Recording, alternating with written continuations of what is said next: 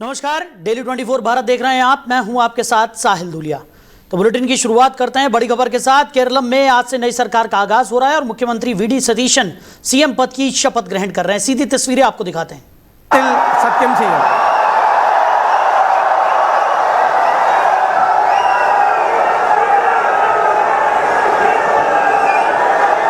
ഞാൻ വടശ്ശേരി ദാമോദര മേനോൻ സതീശൻ എന്ന ഞാൻ കേരള സംസ്ഥാനത്തെ മുഖ്യമന്ത്രി എന്ന നിലയിൽ എൻ്റെ പരിഗണനയിൽ കൊണ്ടുവരുന്നതോ എൻ്റെ അറിവിൽ വരുന്നതോ ആയ ഏതെങ്കിലും വിഷയം അങ്ങനെയുള്ള മന്ത്രി എന്ന നിലയിലുള്ള എൻ്റെ കർത്തവ്യങ്ങളുടെ മുറപ്രകാരമുള്ള നിർവഹണത്തിന് ആവശ്യമാകുന്നതൊഴികെ ഞാൻ ഏതെങ്കിലും ആളുകൾക്കോ നേരിട്ടോ നേരിട്ടല്ലാതെയോ അറിയിച്ചു കൊടുക്കുകയോ വെളിപ്പെടുത്തി കൊടുക്കുകയോ ചെയ്യുകയില്ലെന്ന് ദൈവത്തിൻ്റെ നാമത്തിൽ സത്യം ചെയ്യുന്നു।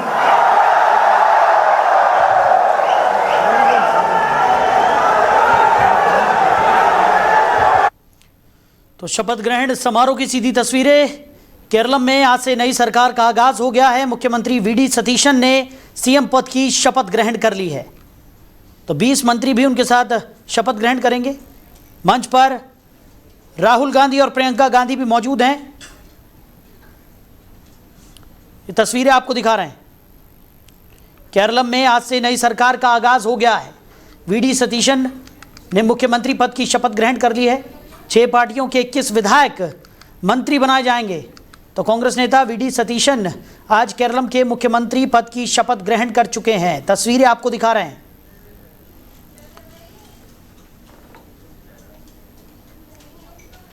तो समारोह तिरुवनंतपुरम के सेंट्रल स्टेडियम में हुआ। उनके साथ 20 मंत्री भी पद और गोपनीयता की शपथ ग्रहण करेंगे। कार्यक्रम में राहुल गांधी, मल्लिकार्जुन खड़गे और प्रियंका गांधी वाड्रा भी शामिल हैं। तो विदेश में होने के कारण शशि थरूर इस कार्यक्रम में मौजूद नहीं रह पाए। सतीशन लगातार 6 बार से पारावूर सीट से विधायक हैं और केरलम की कैबिनेट में 14 विधायक पहली बार मंत्री पद की शपथ ग्रहण कर रहे हैं। तो कांग्रेस के स्पीकर और डिप्टी स्पीकर पद भी अपने पास रखे गए हैं। तिरुवंचूर राधाकृष्णन को विधानसभा स्पीकर और शनिमोल उस्मान को डिप्टी स्पीकर बनाया गया है। तो केरलम विधानसभा में विधायकों का शपथ ग्रहण होने के बाद आपको बता दें कि 22 मई को विधानसभा अध्यक्ष का चुनाव भी होगा और राज्यपाल का नीतिगत संबोधन 29 मई को निर्धारित किया गया है और राज्य का बजट 5 जून तक पेश किए जाने की संभावना भी जताई जा रही है। चलिए आगे बढ़ते, रुक करते हैं अगली बड़ी खबर का। योगी कैबिनेट की बैठक आज होगी। तो नए कैबिनेट मंत्रियों के साथ मंत्रिमंडल की पहली बैठक सीएम योगी आदित्यनाथ करेंगे। तो समर्पित पिछड़ा वर्ग आयोग को मंजूरी दी जा सकती है। बड़ी खबर आपको बता रहे हैं। मुख्यमंत्री योगी आदित्यनाथ की अध्यक्षता में होने वाली कैबिनेट की बैठक में पिछड़ा वर्ग आयोग के गठन को हरी झंडी मिल सकती है। पंचायत चुनाव टलने के कयासों के बीच कैबिनेट में राज्य ग्रामीण निकाय समर्पित पिछड़ा वर्ग आयोग का गठन करने का प्रस्ताव लाने से सियासी हलचल बढ़ेगी। इसके अलावा कैबिनेट में जन्म और मृत्यु प्रमाण पत्र नियमावली 2026, पशु चिकित्सा के छात्रों का इंटर्नशिप भत्ता 4,000 रुपये से बढ़ाकर 1,000 रुपये करने का प्रस्ताव भी प्रस्तुत किया जाएगा। स्वास्थ्य विभाग की ओर से लखनऊ के शहीद पथ स्थित Lohia institute of medical science में 1010 बेड का मल्टी स्पेशलिटी इमरजेंसी सेंटर अस्पताल, टीचिंग ब्लॉक और नवीन ओपीडी ब्लॉक का निर्माण कार्य और प्रयागराज के संबंध स्वरूप रानी नेहरू चिकित्सालय परिसर के विस्तार के लिए भूमि हस्तांतरित करने का प्रस्ताव पेश होगा। साथ ही आगरा और लखनऊ में मेट्रो के निर्माण कार्य और मिर्जापुर में निजी क्षेत्र की सरदार पटेल एपेक्स यूनिवर्सिटी की स्थापना के लिए आशय पत्र जारी करने के प्रस्ताव को भी मंजूरी मिल सकती है। तो खबर पर ज़्यादा चर्चा के लिए हमारे मैनेजिंग एडिटर रमेश ठाकुर जी हमारे साथ जुड़ गए। रमेश जी, नए कैबिनेट मंत्रियों के साथ सीएम योगी आदित्यनाथ की पहली ये महत्वपूर्ण बैठक आज होने जा रही है। समर्पित पिछड़ा वर्ग को मंजूरी यहां पर इस बैठक में दी जा सकती है, ऐसे कयास लगाए जा रहे हैं और कई महत्वपूर्ण प्रस्तावों पर भी चर्चा होने की उम्मीद है। कैसे देख रहे हैं? देखिए साहिल जी, जातिकरण समीकरण को इकट्ठा करने के लिए और सबको एक मंच पे लाने के लिए कि कोई वर्ग नाराज ना हो, चाहे वो पिछड़ा वर्ग हो, चाहे वो दलित हो या कोई भी हो, उन सबको समेटने के लिए ये बामुश्किल 8-9 महीने का सरकार का कार्यकाल बचा हुआ है। तो उसमें ये मंत्रिमंडल का विस्तार हुआ है। अगर आप सही से आप देखो, जो नए मंत्री 7-8 जो बनाए गए हैं, उनके विभाग ऐसे हैं जिसमें कोई ऐसा करने के लिए ज्यादा कुछ है नहीं। हाँ, बस एक है, एक स्वतंत्र प्रभार ऊर्जा दिया गया है और बाकी तो ऐसे ही है कि बस मंत्री बनाना है, मंत्री का ठप्पा लगाना है और उनसे जुड़े हुए जाति के लोगों को खुश करना है, इतना भर है। अब दूसरा पहलू ये आ जाता है, जिस तरीके से आज कैबिनेट की बैठक होगी, पुराने और नए सबको मिला के एक टास्क दिया जाएगा और वो टास्क मुझे लगता है कोई विकास या कोई काम करने का नहीं होगा। वो सिर्फ ये होगा कि आप अपने अपने क्षेत्रों में अपने अपने लोगों के बीच में, और चुनावी सरगर्मियां अगले 2-2.5 महीने के बाद शुरू हो जाएंगी और उसके बाद दिसंबर के बाद में आचार संहिता लग जाएगा, तो कुल जमा 5-6 महीने इन नए मंत्रियों के इससे काम आ पाएगा। तो कहने का सीधा सीधा मतलब ये है कि राजनीतिक तौर पे और आगामी चुनाव में बहुत भरसक भारतीय जनता पार्टी को फायदा हो, उसको ध्यान में रखते हुए सब कवायद की जा रही है। लेकिन मुझे जहां तक लगता है इसमें जनता के हिस्से कुछ नहीं आना है। अब इसमें ये देखा जाएगा कि जो मौजूदा गवर्नमेंट है कि वो इन सब को करने से को लेके आगामी चुनाव में, क्योंकि दूसरी तरफ जब पीडीए को लेकर जो नारा समाजवादी पार्टी जो प्रमुख जो विपक्ष है, क्या उसका ये तोड़ निकाल पाते हैं या नहीं निकाल पाते हैं, और कितना निकल पाएगा, ये मुझे लगता है आज की कैबिनेट के बाद बामुश्किल 15 या 1 महीने के बाद इनको उस चीज का पता चल जाएगा। चलिए रमेश जी, हमारे साथ जुड़ने के लिए, इस तमाम चर्चा के लिए आपका बहुत शुक्रिया। तो समर्पित पिछड़ा वर्ग आयोग को मंजूरी आज कैबिनेट की बैठक में मिल सकती है। योगी कैबिनेट की महत्वपूर्ण बैठक आज है। नए कैबिनेट मंत्रियों के साथ मंत्रिमंडल की पहली बैठक सीएम योगी आदित्यनाथ आज लेने वाले हैं। तो सीएम योगी आदित्यनाथ की अध्यक्षता में ही कैबिनेट की महत्वपूर्ण बैठक होगी और नए मंत्रियों के साथ सीएम योगी आदित्यनाथ की ये पहली बैठक, कई महत्वपूर्ण प्रस्तावों पर चर्चा होने की उम्मीद, साथ ही साथ कई महत्वपूर्ण फैसले भी इस बैठक में लिए जा सकते हैं। आगे बढ़ते हैं, बात करेंगे पीएम मोदी को सम्मानित किया गया है। स्वीडन के सर्वोच्च सम्मान से उन्हें सम्मानित किया गया। 5 देशों की यात्रा के तीसरे चरण में स्वीडन के गोथेनबर्ग पहुंचे प्रधानमंत्री नरेंद्र मोदी को स्वीडन की सरकार ने अपने सर्वोच्च सम्मान royal order of the polar star commander grand cross से सम्मानित किया है। यह किसी भी देश के प्रमुख को दिए जाने वाला स्वीडन का सर्वोच्च और प्रतिष्ठित सम्मान माना जाता है। इस सम्मान के साथ ही पीएम मोदी को अब तक कुल 31 अंतर्राष्ट्रीय सम्मान प्राप्त हो चुके हैं, जो दुनिया के अलग अलग देशों की तरफ से उन्हें दिए गए सर्वोच्च नागरिक और राजकीय सम्मानों में शामिल है। पीएम मोदी के स्वीडन दौरे का मुख्य उद्देश्य भारत और स्वीडन के द्विपक्षीय संबंधों को एक ज्यादा संगठित और तकनीक आधारित आर्थिक साझेदारी में बदलना है। प्रधानमंत्री मोदी की इस यात्रा का केंद्र स्वीडन के प्रधानमंत्री उल्फ क्रिस्टरसन के साथ उच्च स्तरीय बातचीत, स्वीडन बिजनेस जगत के प्रमुख लोगों से मुलाकात और भारत की green energy transition, digital innovation और डिफेंस टेक्नोलॉजी एजेंडों में स्वीडन को एक प्रमुख नॉर्डिक साझेदार के रूप में स्थापित करना होगा। वहीं पीएम मोदी ने स्वीडन कंपनियों से विनिर्माण, हरित हाइड्रोजन मिशन, स्वच्छ ऊर्जा और अन्य क्षेत्रों में अपनी उपस्थिति बढ़ाने की अपील करते हुए कहा कि भारत की सुधार एक्सप्रेस पूरी गति से चल रही है। यूरोपीय कंपनियों को आकर्षित करते हुए पीएम मोदी ने दूरसंचार और डिजिटल अवसंरचना सहित 5 व्यापक क्षेत्रों में मौजूद संभावनाओं पर प्रकाश डाला और कहा कि वो भारत को वैश्विक अनुसंधान एवं विकास केंद्र बनाने में मदद कर सकती है। इलेक्ट्रॉनिक्स, डीप टेक, विनिर्माण, एआई, हरित ऊर्जा, अवसंरचना, गतिशीलता, शहरी परिवर्तन, स्वास्थ्य सेवा और जीवन विज्ञान उन अन्य क्षेत्रों में शामिल है जिनमें प्रधानमंत्री ने सहयोग का आह्वान किया। स्वीडन की आधिकारिक यात्रा पर आए मोदी ने यूरोपीय उद्योग गोल में जिस सम्मेलन को संबोधित करते हुए इस बात पर जोर दिया कि सभी कंपनियों के लिए अवसर मौजूद हैं और आश्वासन दिया कि आने वाले वर्षों में भारत की प्रमुख परियोजनाओं में उन्हें शामिल करने के लिए संस्थागत प्रणाली सहित विभिन्न कदम उठाए जा सकते हैं। सेमीकंडक्टर, इलेक्ट्रॉनिक्स और deep tech manufacturing, ASML, NXP, SAP, Capgemini जैसे लीडर्स आज यहां मौजूद है। मैं आपको भारत के तेजी से विकसित हो रहे end to end technology ecosystem का भागीदार बनने के लिए आमंत्रित करता हूं। भारत का विजन स्पष्ट है। टेक्नोलॉजी इनोवेशन की अगली वेव भारत में को क्रिएट होनी चाहिए। सेमीकंडक्टर। वहीं पश्चिम एशिया संकट भारत की हर तरह से परीक्षा ले रहा है। ईरान और यूएई जानी दुश्मन बन चुके हैं। ईरान ने एक बार फिर यूएई पर ड्रोन अटैक किया है। इधर ईरानी भी दोस्त हैं और उधर यूएई भी। अब भारत के सामने दुविधा की घड़ी है, किसका साथ दें और किसका नहीं। ऐसे में भारत बहुत संतुलित कूटनीति से आगे बढ़ रहा है।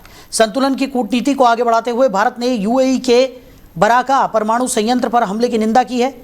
आपको बता दें कि भारत ने यूएई पर हुए अटैक की आलोचना की है। यह ईरान को साफ संदेश है। संदेश यह है कि हर रिश्ते की सीमा होती है। दरअसल यूएई यानी संयुक्त अरब अमीरात के बाराका परमाणु संयंत्र पर रविवार को अटैक हुआ। ड्रोन से बाराका न्यूक्लियर प्लांट को निशाना बनाया गया। इसके बाद आज भारत ने उस ड्रोन हमले की कड़ी निंदा की।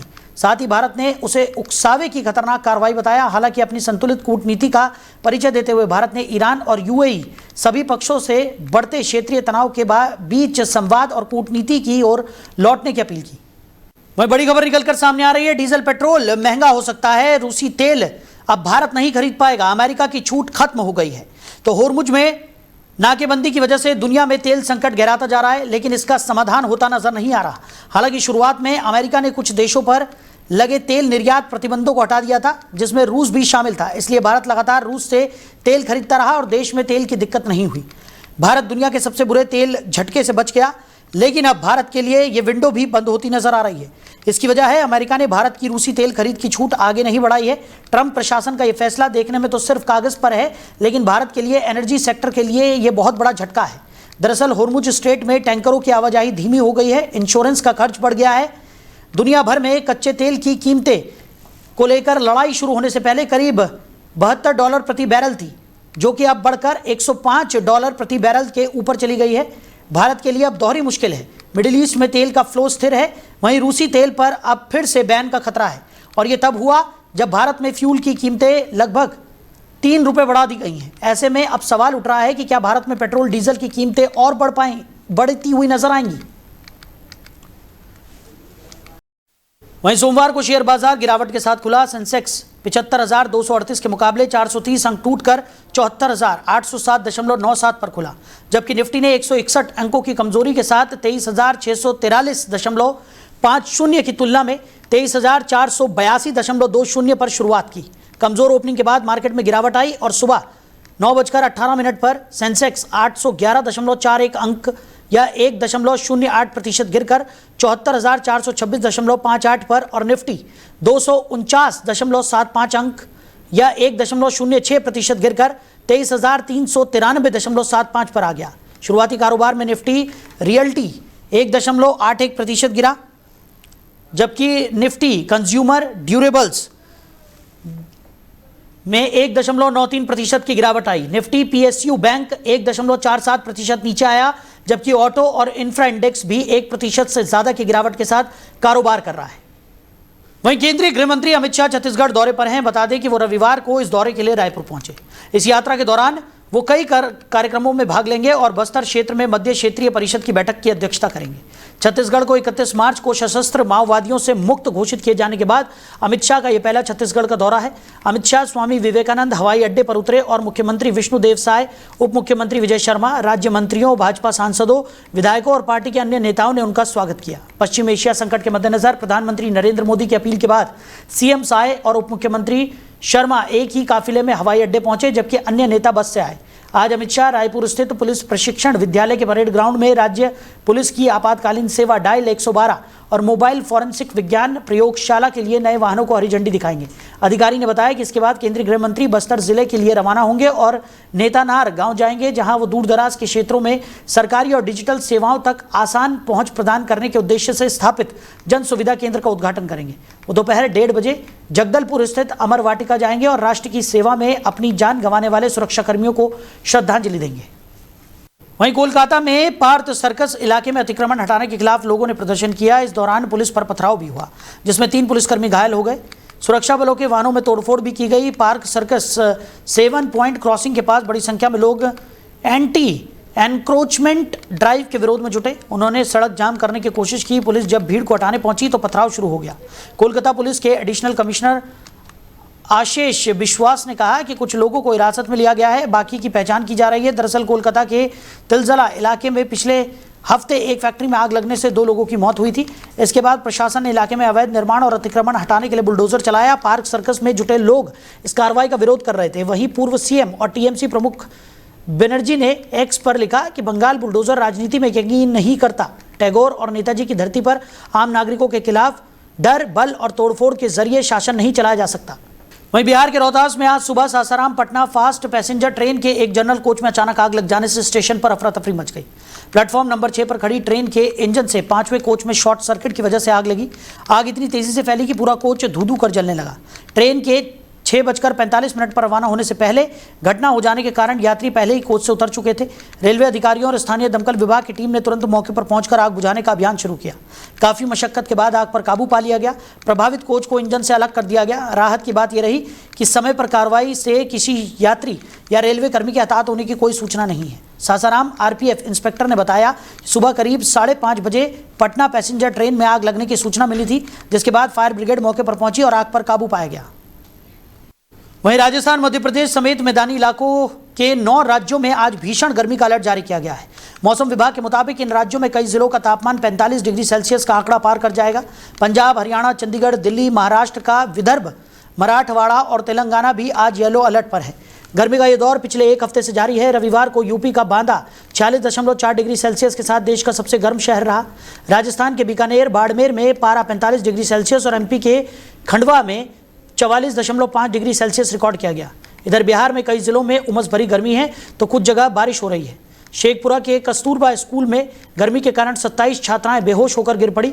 सभी के शेखपुरा सदर अस्पताल में भर्ती कराया गया। देश के बाकी हिस्सों की बात करें तो केरल, तमिलनाडु, कर्नाटक, असम, मेघालय, अरुणाचल प्रदेश, नागालैंड, मणिपुर, मिजोरम और त्रिपुरा में भारी बारिश हो सकती है। वहीं मैक्सिको के पुएब्ला राज्य में हुए एक सशस्त्र हमले में कम से कम 10 लोगों की मौत हो गई। राज्य के सार्वजनिक सुरक्षा मंत्रालय ने इस घटना की पुष्टि की। मंत्रालय के मुताबिक मृतकों में 6 पुरुष, 3 महिलाएं और 1 नाबालिग शामिल है। यह हमला पुएब्ला राज्य के तेहुइत्जिंगो नगरपालिका क्षेत्र में हुआ, जहां हथियारबंद हमलावरों ने लोगों को निशाना बनाया। घटना के बाद इलाके में भारी सुरक्षा बल तैनात कर दिया गया है। राज्य के सार्वजनिक सुरक्षा मंत्रालय ने कहा कि इस हत्याकांड में शामिल आरोपियों को किसी भी हालत में बख्शा नहीं जाएगा और मामले में जीरो इम्यूनिटी यानी दोषियों को किसी तरह की राहत नहीं देने की नीति अपनाई जाएगी। अधिकारियों ने बताया कि हमले के पीछे की वजह का पता लगाने के लिए इंटेलिजेंस टीमें जांच में जुटी हैं। वहीं राज्य और संघीय एजेंसियों ने संयुक्त अभियान शुरू कर आरोपियों की तलाश भी तेज कर दी है। तो फिलहाल इस बुलेटिन में मेरे साथ इतना ही। आप बने रहिए। नमस्कार।